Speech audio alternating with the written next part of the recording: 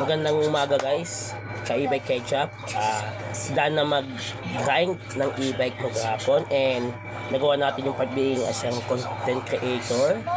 Nandiyan na yung nag-engage tayo, nag-follow back, nag-likes, views, shares. For now, kailangan ni e-bike ng content relaxation bago matulog.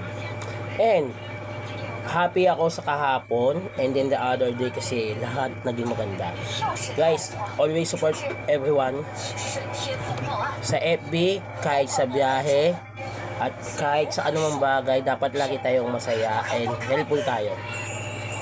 Ako happy talaga ako, promise. Sobrang happy ko kasi may nakilala pa akong isang content creator kung tutusin. Guys, ipa-vlog ko siya but not now pa kasi bago pa kaya inaaral ko.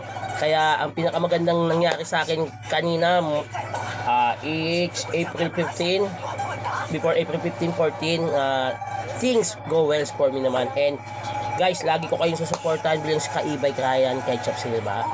Yung mga vlogger, content creator, supporters natin, follow back. Gagawin natin lahat sana maayos ha. For now, kailangan natin ng konting pahinga kasi kahit sabihin natin magaling tayo sa trabaho, kahit saan, napapagod din tayo. So, pahinga ng konti.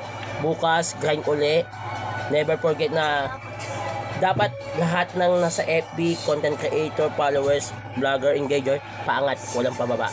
Guys, ka-e-bike ketchup laging nagpapaalala. Lahat tayo sa taas, walang pababa. Dapat lahat tayo masaya. And support everybody. At gawin natin lahat ng masaya, walang malungkot. O guys, ka-e-bike ketchup, out na. See you tomorrow. Bang, bang, bang.